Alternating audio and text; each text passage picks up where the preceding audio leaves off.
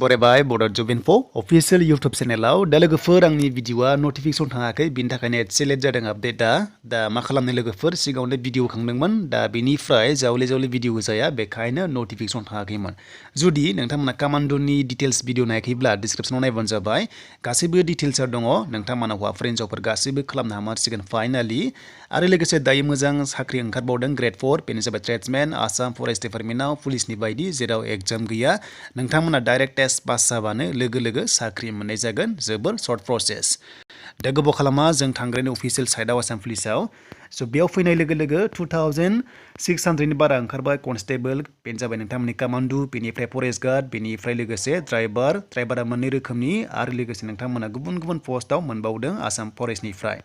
दा लोगोफोर आं गिबियावनो मोनसे रिपिट होनबावनोसै जाबाय 2600नि बारा पस्टआव नोंथांमोना HSLC पासनिफ्राय HS आरो लोगोसे डिग्री पाससिम नोंथांमोना बे पस्टआव इलिजिबल जागोन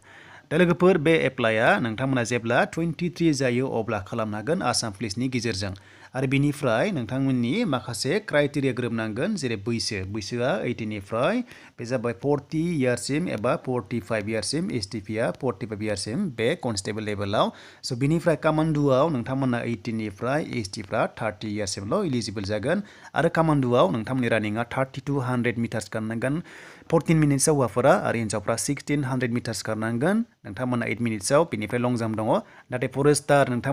फरेस्टार ग्रेड 1 एन्ड गार्डआव थाबायनांगोन 26 किल'मिटार थाबायनांगोन हौवाफोरा 4 आवार्सआवहाय एन्ड हिन्जावफ्रा नोंथांमोना 16 किल'मिटाराव थाबायनांगोन सेम टाइमावनो स' बिनिफ्राय एग्जाम जागोन स' एग्जाम जानानै नोंथांमोनखौहाय सिलेक्सन खालामगोन स' बिनि सायाव गोदान गोदान भिडिअ फैबाय थागोन डिटेल्स भिडिअ फैबाय थागोन A to Z दा बेखौ दोनथ'नानै दानिया ओंखारबावदों बेनो जाबाय नोंथांमोननि ग्रेड 4 पस्टआव जेराव हिन्जावफोर हौवाफोर गासैबो हागोन दा बेखायनो जों अफिसियेल नटिसआव क्लिक खालामबाय दा बेयाव दा क्लिक खालामनाय लोगो लोगो जों डिटेल्सखौ मोनफिनसिगोन गासै 110 भेकेन्सिस दङ ग्रेड 4 हिसाबै जेरै मोनसे केम्प सालायनोबा माखासे खामानि मावग्रा नांगौ जायो जेराव बेखौ बुङो ट्रेड्समेन एबा खामानि मावग्रा आसाम पुलिसजों सेम ओंखारदों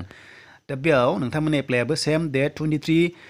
जानुवारियाव जागोन आरो लास्ट डेटआ 6 फेब्रुवारि दा खम सम होदों थाबनो एप्लाइ खालाम आरो ग्रेड फिआ 14,000निफ्राय जागायनानै 60,500 दङ नोंथांमोना बेयाव नुनो मोन्दों जोबोर मोजां नोंथांमोनाहाय बेयाव मोन्दों मानोना बे जाबाय नोंथांमोननि ग्रेड 3 जोंनो सेम सेलारि बेयाव नोंथांमोना मोननो हाबाय स' बिनिफ्राय पस्टआ नै बेबायदि रोखोमनि दङ कुक दङ वाटार केरियार दङ धुबि दङ बारबार दङ गोबां दङ जेरै आसाम पुलिसजों सेम ओंखारदोंमोन ना बेबादिनो दङ स' बिनिफ्राय STPआव खमब्लाबो आनरिजार्भनि थाखाय इलिजिबल जायो जाहाथे नोंथांमोना बे टाइमखौहाय ओरैनो हगारनांला मानोना गोबां नेगासिनो दङ आसाम फरेस्ट डिपार्टमेन्टआव माब्ला साख्रि ओंखारगोन होननानै दा फाइनालि ओंखारबाय 110 भेकेन्सियाव हौवाफोर हिन्जावफोर नोंथांमोना इलिजिबल जागोन स' बेयाव जेबो एग्जाम गैया स्किल टेस्टल' लागोन स्किल टेस्ट मिन्स नोंथांमोननो खिथाखानोसै डिटेल्सखौहाय मानोना डिटेल्सखौ जोंनो नांगौ जायो दा मोजां गोसोबानो जाबाय नोंथांमोना खोनासंबानो जाबाय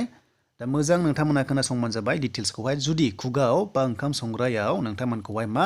लागोन स्किल टेस्ट बेनो जाबाय ओंखाम संनाय लागोन टेस्ट लागोन हमना ला 10 जन मानसिनो ओंखाम संबा बेसेबां माइरं नांगौ बा मैगं नांगौ बा थाव होनांगौ बेफोरनो जाबाय मोनसे स्किल टेस्ट दा हमना ला इलेक्ट्रिसियानावहाय तारखौहाय बोरै जयनिं खालामो बा माबोरैहाय कानेक्सन खालामो बेफोरनो जाबाय स्किल टेस्ट बेखौ बेयाव लानाय जागोन बेनिफ्राय पिअन लेभेलाव अफिस लेभेलनिफ्राय लानाय जागोन जेनेबा अफिसाव माबादि सिस्टेमै फाइल पुटआप खालामनांगौ बा लांनांगौ बा साइन लाबोनांगौ स' बेनो मोनसे स्किल बेखौ नोंखौहाय सोंनाय जागोन बाइबा टेस्ट सोंनाय जागोन बा स्किल टेस्ट लानाय जागोन आरो बेयाव नोंथांमोननि सेलेक्सन प्रसेसआ जाहैबाय 50ल' अनलि 50 आरो स' बिनिफ्राय बैसोआ 18 निफ्राय 45 इयार्ससिम इलिजिबल जागोन टेनसन दाला बिनिफ्राय क्लास 8 पासनिफ्राय आप टु HS पाससिमल' हागोन आरो बेयाव दाखालिनि बादि आसाम पुलिसनि ट्रेनिं लानाय दङब्ला एक्सपिरियेन्स दङब्ला डिप्ल'मा दङबा नाम्बार 5 मोननाय जागोन दा गासैबो पस्टआवनो बे सेम क्वालिफिकेसन बेनिफ्राय दानिया फार्म अपारेटराव होनोब्ला बेहाय एसे चेन्ज जाबाय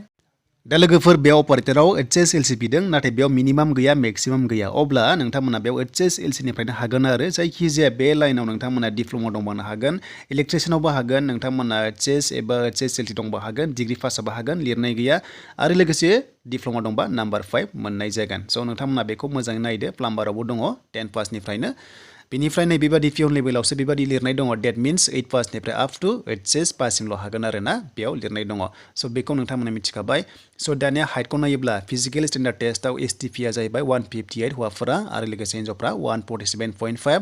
आरो STPआ चेस्टखौ नायोब्ला 80 सेन्टिमिटार आरो 85 जानांगोन एक्सपेन्ड खालामा बेखौ मिथिखागौ बयबो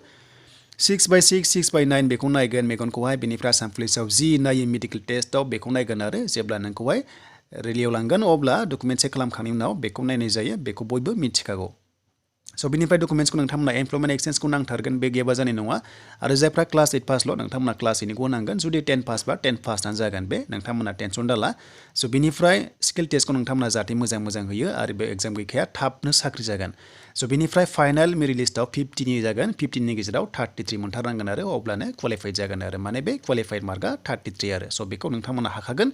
जास्ट कनफिडेन्स लानानै नोंथांमोना इन्टारभिउखौ होबानो जाबाय लोगो साख्रि जागोन मानोना जोबोद थाबनो साख्रि जागोन आरो 10 मिनिट सिगांनो साख्रि जयनिं जानो हागोन होननानै सिएमआ बुंखादों जेला स' बयबो गोसो होदो नोंथांमोना आसाम फरेस्टआवबो आरो दानिफ्रायनो प्रेक्टिस खालामबाय थाबानो जाबाय दा बेनोमोन दिनैनि फरेस्ट डिपार्टमेन्टनि आपडेट देन बेनिफ्राय सिलेक्शन प्रसेस सिलेबास गासैबो लारि भिडिअ फैबाय थासिगोन A to Z फैगोन नोंथांमोना भिडिअ नेबानो जाबाय दिनै एसे बिजिमोन बेनि थाखायनो लेट जादों आं आसा खालामो नोंथांमोना गाज्रि मोना आरो हानायसेबां शेयार खालामो जाहाथे बयबो डिटेल्सखौ मोनो आरो आंनि चेनेलाव साबस्क्राइब खालामो मानोना 100K फैथारसिगोन 96,000 बारबाय 100K जायोब्ला नोंथांमोनजों फेस रिभिल खालामनाय जागोन